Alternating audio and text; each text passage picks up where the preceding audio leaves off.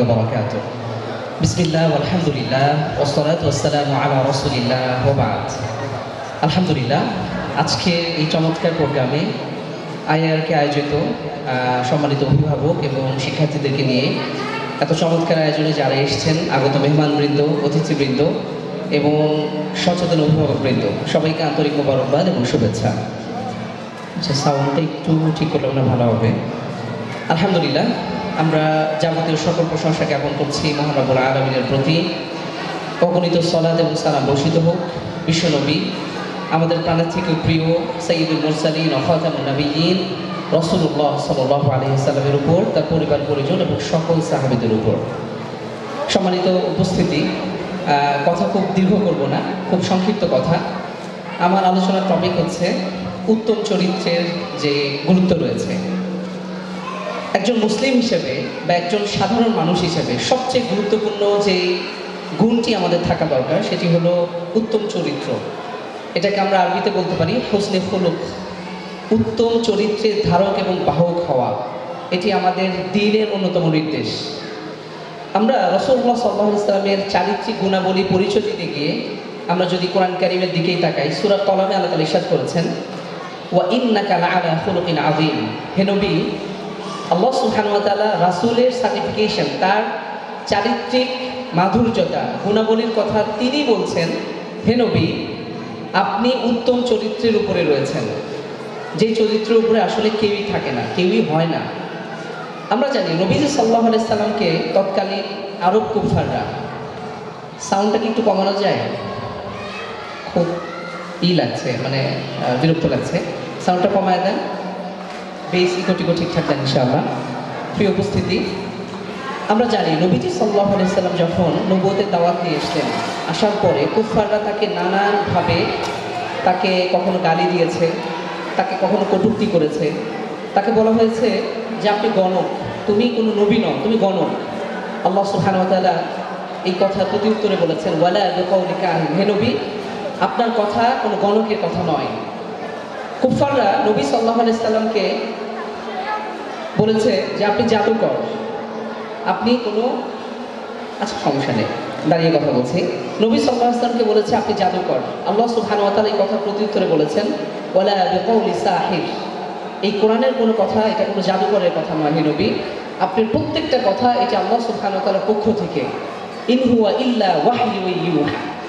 এবং এভাবেই আল্লাহ সুবহানাহু ওয়া তাআলা প্রত্যেকটি কথা ধরে ধরে জবাব দিয়েছেন।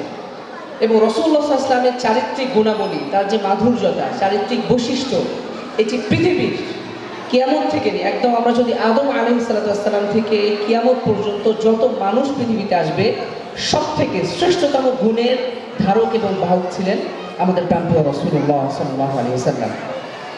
প্রিয় উপস্থিতি, রাসূলুল্লাহ সাল্লাল্লাহু আলাইহি ওয়াসাল্লামের কাছে একবার সাহাবীরা বললেন ইয়া রাসূলুল্লাহ ইন্না ফুলানাতান, অমুক একজন নারী রয়েছেন, যেই নারী ইউনকাউ মিন কাফরাতি সালাতিহা ওয়া সিয়ামিহা ওয়া সাদাকাতিহা, অমুক ব্যক্তিটি, অমুক নারীটি তিনি খুব বিখ্যাত, তার ইবাদতের কথা, তার সালাতের কথা, তার দান সাদাকার কথা, তার সিয়ামের কথা সব লোক মুখে প্রসিদ্ধ, তিনি অনেক বেশি ইবাদত করেন ইয়া রাসূলুল্লাহ। রাসূল সাল্লাল্লাহু আলাইহি ওয়াসাল্লাম তখন যে কথাটি বললেন যে সে ব্যক্তি জাহান্নামী, কারণ হলো আন্নাহা তুদি জিরানাহা, এই মহিলা, এই ইবাদত গুজার মহিলা, সে তার প্রতিবেশীদেরকে কথার মাধ্যমে কষ্ট দেয়। আজকে বাস্তবতা হলো, আমরা আজকে ঢাকা থেকে এসেছিলাম আমাদের একজন গেস্টকে নিয়ে, লন্ডন থেকে এসেছেন, ইনশাআল্লাহ তিনি আপনাদের সামনে কথা বলবেন। আমরা রিক্সা করে আসছি, ভদ্রলোক দাঁড়িয়ে আছে, দেখতে খুব সম্মানিত, কিন্তু হুট করে তিনি একজনকে, সামনে এক গাড়ি চলে এসছে, খুব বাজে ভাষায় গালি দিয়েছেন, প্রচণ্ড বাজে ভাষায়। আপনি রাস্তাঘাটে, পথে, মাঝে ঘাটে যেখানেই যাবেন এই ধরনের পরিস্থিতির মুখোমুখি হবেন। আমাদের চারিত্রিক বা নৈতিকতার এত অধঃপতন সমাজে হয়েছে, এটা আর বলার বা ব্যাখ্যার অপেক্ষা রাখে না। প্রিয় ও সচেতন অভিভাবকবৃন্দ, আমি বর্তমানে মদিনাতে পড়াশোনা করছি দীর্ঘ 4 বছর থেকে। এর আগে বাংলাদেশে আমি কওমি মাদ্রাসায় পড়াশোনা করেছি, হিফজ করেছি, দাওরা হাদিস করেছি, সবিশেষ আমি চট্টগ্রাম বিশ্ববিদ্যালয়ে ছিলাম। গত বছরের আগের বছর ছুটিতে নর্মালি আমরা এই সময়টাতে আসি, সেখানে ঘুরতে গেলাম বন্ধু বান্ধবদের সাথে দেখা করবার জন্য। রাত্রে প্রায় 8টা-9টা বাজে, আমরা বসে গল্প করছি। আপনারা জানেন চট্টগ্রাম বিশ্ববিদ্যালয় বিশাল ক্যাম্পাস, সেখানে মূল পয়েন্টে প্রায় রাত 9টা বেজে গেছে। আমরা কয়েকজন ছেলে কথা বলছি আমাদের ডিপার্টমেন্টের। রাত 9টার দিকে আমি খুব অবাক হয়ে লক্ষ্য করলাম যে আমাদের চারপাশে বেশিরভাগ মেয়েদেরকে লক্ষ্য করছি যারা ইউনিভার্সিটি স্টুডেন্ট, এবং তারা এত বাজেভাবে, ছেলে মেয়ে নারী পুরুষ এত বাজেভাবে ফ্রি মিক্সিং, একে অপরকে চটথাপ্পড় দিচ্ছে, একে অপরের শরীরের উপর ঢলে পড়ছে, কফি খাচ্ছে, গালিগালাজ বা কিছু স্ল্যাং ল্যাঙ্গুয়েজ তারা ইউজ করছে। আমি কিছুক্ষণের জন্য অবাক হয়ে গেলাম, কারণ দীর্ঘ সময় আমি 9 মাস মদিনাতে থাকার সুযোগ হয়, যখন 1 মাস বা 2 মাসের জন্য আসি। আসার পরে যখন এই দৃশ্য দেখি অবাক হয়ে গেলাম। আসলে এই দৃশ্যের সাথে আমরা দীর্ঘ 9 মাস পরিচিত থাকি না, কিন্তু ওই ইউনিভার্সিটিতে আমি একসময় পড়েছি। আমার কাছে তখন মনে হলো যে কোনো সচেতন যদি একজন অভিভাবক ন্যূনতম মাত্রারও সচেতন হয়ে থাকেন, আর সেই ব্যক্তিটি যদি এই দৃশ্য সরাসরি এসে দেখতেন বা অনুধাবন করতেন, আল্লাহর কসম আমার কাছে মনে হয় অন্তত কোনো নারীকে, কোনো নারী শিক্ষার্থীকে কোনো অভিভাবক এত দূরে রেখে পড়ার কোনো দিন এই ইচ্ছা পোষণ করতেন না। আজকে আমাদের সমাজে যেটা হয়েছে, আমাদের সন্তানরা ভালো কোনো স্কুল কলেজ ইউনিভার্সিটিতে পড়াশোনা করে, এটা নিয়ে আমরা খুব গর্ব করি যে আমার সন্তানের রেজাল্ট অমুক, সে অমুক স্কুলে পড়াশোনা করছে, খুব ভালো ফলাফল করছে, বিভিন্ন প্রাইজ সে জিতে আনছে। কিন্তু কোনো অভিভাবকের এই চিন্তা থাকে না যে আমাদের সন্তানরা নীতি নৈতিকতা সমৃদ্ধ হয়ে উঠুক, তার আদব আখলাকে ভালো হোক, তারা ভালো কিছু শিখুক, ভালো মানুষ হোক, আলোকিত মানুষ হোক। প্রিয় সচেতন অভিভাবকবৃন্দ, আমি গতকালকে এক জায়গায় মনে আলোচনা করছিলাম, বাংলাদেশে যারা বড় বড় পর্যায়ে রয়েছে, বড় অফিসার, বড় কর্মকর্তা, র্যাব, বিজিবি থেকে শুরু করে বড় বড় যারা পজিশনে রয়েছে, তারা কি কম ডিগ্রিধারী আপনাদের কাছে মনে হয়? কখনোই না। তারা বাংলাদেশের গতানুগতিক ধারার সবচেয়ে বড় ডিগ্রি নিয়েই সেই জায়গাগুলোতে বসছে।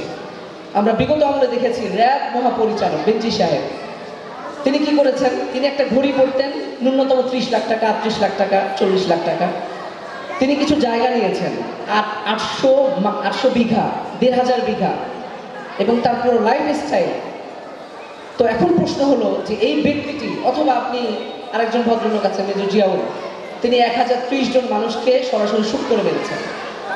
একজন মানুষ, সে সর্বোচ্চ ডিগ্রিধারী, এবং এই পর্যায়ে আপনার সন্তান বা আপনার পরিচিত কেউ, সে বাংলাদেশের সবচেয়ে বড় একটা বিভাগের বা বাহিনীর পরিচালক। কিন্তু দুর্ভাগ্যের বিষয় হচ্ছে কতটুকু নৈতিক, চারিত্রিক, কতটা পদস্খলন ঘটলে, কতটা বর্বর হলে এই ধরনের মানুষরূপী জানোয়াররা আমাদের মাঝে বেঁচে থাকতে পারে, আপনি কল্পনা করেন।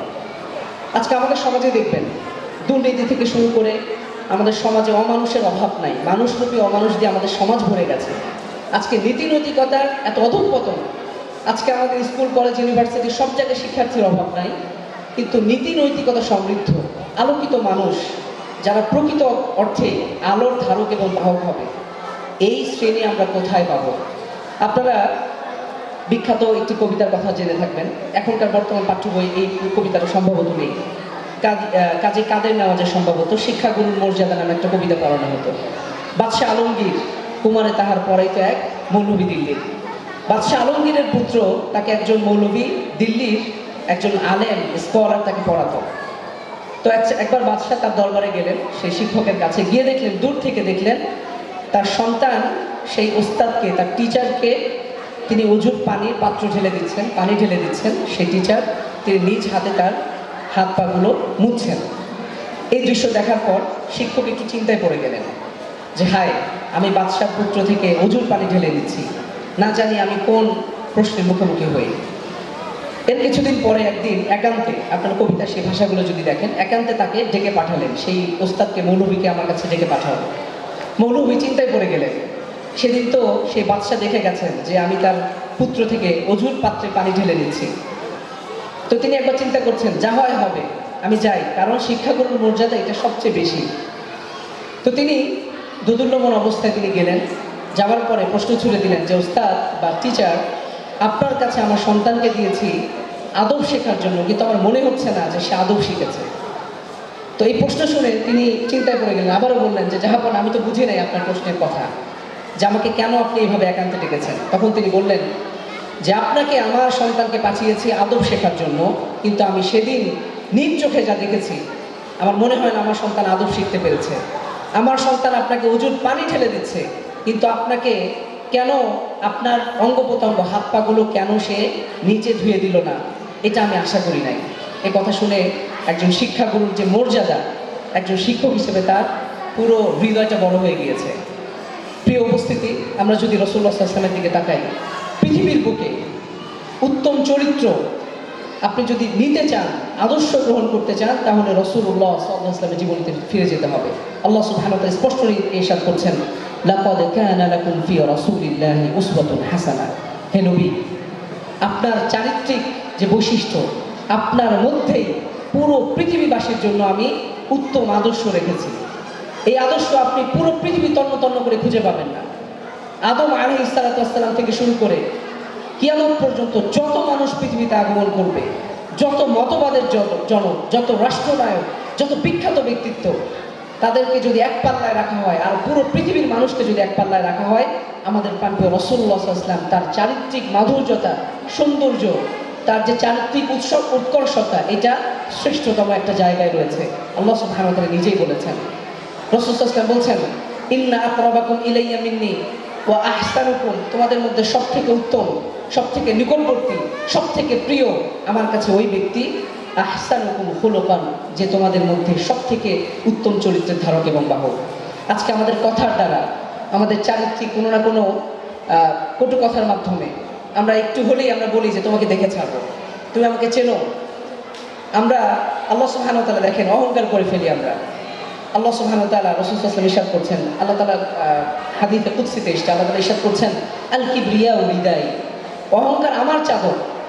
আর একজন নগণ্য বান্দা হিসেবে তোমরা কোন হিসেবে তোমরা অহংকারের দুঃসাহস দেখাও? আজকে আমরা রাগকে কন্ট্রোল করতে পারি না।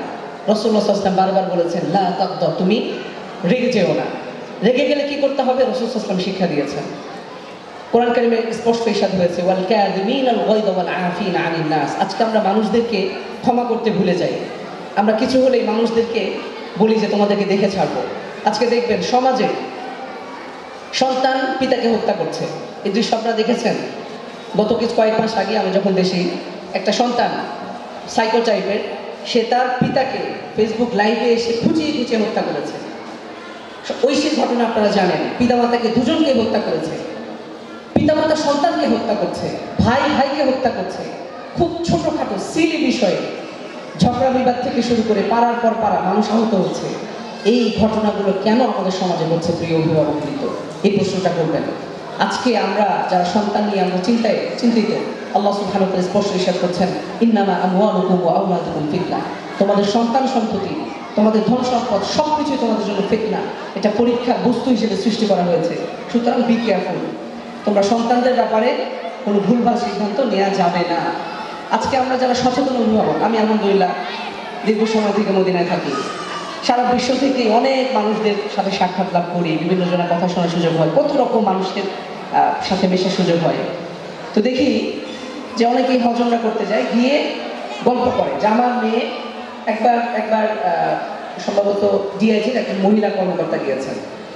তো যাওয়ার পরে তিনি বলছেন, বাচ্চাদেরকে নিয়ে গিয়েছেন, বাচ্চারা প্রাপ্তবয়স্ক কিন্তু কালেমাটা শুদ্ধ করে পড়তে পারবে না। তো তিনি বলছেন, এই বাচ্চাদের পেছনে আমাদের প্রত্যেক বাচ্চার পেছনে 2 লক্ষ টাকা খরচ হয়, ইংলিশ মিডিয়ামে পড়াশোনা করে এত লক্ষ টাকা খরচ করি। কিন্তু দুর্ভাগ্যের বিষয় হচ্ছে এই বাচ্চাকে প্রকৃত অর্থেই তারবিয়া, নীতি নৈতিকতা শিক্ষা, এইটা দিতে সে ব্যর্থ। আমরা মনে করছি যে আমাদের সন্তানরা ভালো প্রতিষ্ঠানে পড়ছে, ইংলিশ মিডিয়ামে পড়ছে, সে বড় ডিগ্রিধারী হবে, বড় একটা কর্মকর্তা হবে, বাস আমি সফল অভিভাবক। আল্লাহ সুবহানাহু ওয়া তাআলা স্পষ্ট ইরশাদ করেছেন যে এই অবস্থাটা কি হবে কিয়ামতের দিনে? এই সন্তান সন্ততি আমার বিরুদ্ধে আল্লাহ সুবহানাহু ওয়া তাআলার কাছে অভিযোগ দায়ের করবেন, রব্বানা আরিনাল লাযাইনি আদাল্লানা মিনাল জিন্নি ওয়াল ইনস নাজআলহুমা তাহতা আকদামিনা। হে রব, যারা দুনিয়াতে আমাদেরকে পথভ্রষ্ট করেছে, আমাদের পিতামাতা, আমাদের অভিভাবক, আমাদের শিক্ষক, আমাদের আত্মীয় স্বজন, তাদের কাজকে আমাদেরকে দেখান। তারা জাহান্নামের বিধান ফয়সালা হয়ে গিয়েছে, জাহান্নামে যাবে। যাবার আগ মুহূর্তে আল্লাহ সুবহানাহু ওয়া তাআলার কাছে প্রার্থনা করবে, হে আল্লাহ, আপনি সেই অভিভাবকদেরকে আমাদের সামনে হাজির করেন। আমরা আজকে তাদেরকে নাজআলহুমা তাহতা আকদামিনা, আমরা আমাদের পা দ্বারা তাদের গলার উপরে লাথি দিয়ে জাহান্নামে যেতে চাই। আপনার কোরআন কারিমের আয়াতটি একটু দেখে নেবেন। প্রিয় অভিভাবকবৃন্দ যারা আছেন, আপনারা সন্তানদের দিকে লক্ষ্য রাখেন। আজকে আমরা এমন এক ফিতনার সময় আছি, আমাদের সন্তানরা আমরা যেই সময়টাতে ছিলাম সায়েন্টিফিক্যালি যে বিষয়টা প্রমাণিত, যে বয়সেও যদি 2 বছর গ্যাপ হয়, আমরা ধরেন একজন বড় ভাই একজন ছোট ভাই, 2 বছরের গ্যাপ, এই 2 বছরের গ্যাপের কারণে জেনারেশন গ্যাপ তৈরি হয়। আজকে আপনি আপনার সময়টাতে যে আপনি আপডেট ছিলেন, আজকে আমরা যারা বাবা মা হয়েছি, আপনারা আপনাদের সময় আপডেট প্রজন্ম, কিন্তু আজকের সময় এসে আপনার ব্যাকডেটেড। আপনাদের সন্তানরা কোন ভাষায় কথা বলছে এটা বুঝতে ব্যর্থ হবেন। আপনাদের সন্তানদের দিকে খুব নজর রাখেন। এখনকার বাচ্চারা খুব অল্প বয়সে ক্লাস 2-3তেই তারা মোবাইলের মাধ্যমে, অনলাইনের মাধ্যমে অনেক বেশি আপডেট। এই ফিতনাকে মোকাবেলা করতে হলে শৈশব থেকে, ছোটবেলা থেকে বাচ্চাদেরকে আদব, তালিম, তারবিয়া, নীতি নৈতিকতা শিক্ষা, হুসনে খুলুকের শিক্ষা, এইটা ইনশিওর করতে হবে। না করলে এই সন্তানগুলো আপনাকে জাহান্নামে নিয়ে যাবে। আমরা ইমাম মালিক রাহিমাহুল্লাহ তিনি বলছেন, ইমামুদ্দারিল হিজরা, মদিনার ইমাম। আমরা জানি ইসলামের 4 জন ইমাম প্রসিদ্ধ, এর মধ্যে ইমাম মালিক রাহিমাহুল্লাহ তিনি বলছেন, তার মা তাকে ছোট্টবেলায় বলেছে, হে মালিক, ইযহাব ইলা রাবিয়া, তুমি তোমার ওস্তাদের কাছে, তার ওস্তাদের নাম হলো রাবিয়া, তার কাছে যাও। তাআল্লাম মিন আদাবিহি ক্বাবলা ইলমিহি, যে তুমি তার কাছে গিয়ে জ্ঞানের আগে, নলেজ নেওয়ার আগে তুমি তার কাছ থেকে আদব শিক্ষা নাও, কারণ আদব ইম্পর্টেন্ট।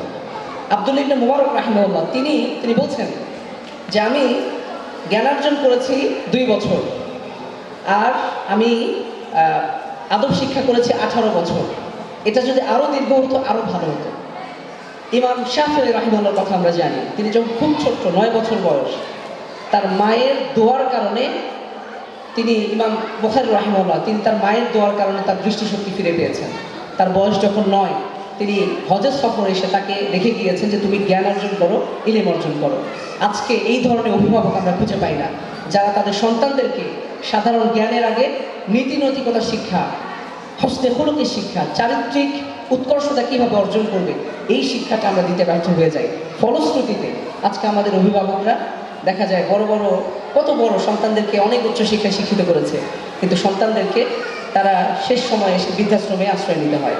অভিভাবকবৃন্দ, আল্লাহ সুবহানাহু ওয়া তাআলা আমাদেরকে আমাদের সন্তানদের ব্যাপারে আমরা যেন খুব সচেতন থাকি, আমাদের সন্তানদেরকে যেন নেককার, পরহেজগার, আমরা আপনার সন্তান পৃথিবীর যেই প্রান্তে যাক, যা কিছু শিখুক, ডাক্তার, ইঞ্জিনিয়ার, আপনি ব্যারিস্টার থেকে শুরু করে আপনি ইউরোপ আমেরিকায় পাঠায় দেন, অক্সফোর্ডে পড়ুন, কোনো সমস্যা নাই, কিন্তু সবার আগে নীতি নৈতিকতা শিক্ষা, ক্ষুধাভীতি, এই চারিত্রিক সর্বোচ্চ গুণাবলীতে সে যদি আদর্শিত না হয়, তাহলে এই সন্তান পৃথিবীতে ফিতনা তৈরি করবে, ফাসাদ সৃষ্টি করবে। এই সন্তান আমাকে জাহান্নামে যাবার কারণ হয়ে যাবে। তো আল্লাহ সুবহানাহু ওয়া তাআলা যেন আমাদের সন্তানদের ব্যাপারে সচেতন থাকার তৌফিক দান করেন। এবং আপনারা যারা সচেতন পিতামাতা আছেন, আপনাদের সন্তানদের ব্যাপারে কনসার্ন, আপনারা আইআরকের মতন একটা প্রতিষ্ঠান বাছাই করেছেন। আপনি যে প্রতিষ্ঠানই দেন, একটা ভালো, যেখানে বাচ্চারা প্রকৃত অর্থে ভালো কিছু শিখবে, শুধু পুঁথিগত বিদ্যা নয়। একটু আগেই বলেছি, বাংলাদেশে যারা বড় বড় কর্মকর্তা, দুর্নীতিবাজ, যারা এই বড় আপনি র্যাবের মহাপরিচালক থেকে শুরু করে এই ধরনের যারা ছিল অতীতে, বর্তমানেও আছে, তারা কখনোই জ্ঞানের দিক থেকে কম ছিল না। তাদের ডিগ্রিতে, তাদের ঝুলিতে সবচেয়ে বড় ডিগ্রিগুলো রয়েছে, দেশ বিদেশে অনেক ডিগ্রি অর্জন করেছে, কিন্তু প্রকৃতপক্ষে তারা মানুষরূপী অমানুষ। আল্লাহ সুবহানাহু ওয়া তাআলা আমাদেরকে একজন সচেতন পিতামাতা হিসেবে এই দায়িত্বগুলো সঠিকভাবে পালন করার তৌফিক দান করুন ইনশাআল্লাহ। জাযাকুমুল্লাহ খাইর। আমি আমার আলোচনা শেষ করছি ইনশাআল্লাহ। আপনারা যারা আজকের অতিথি আগমন করেছেন,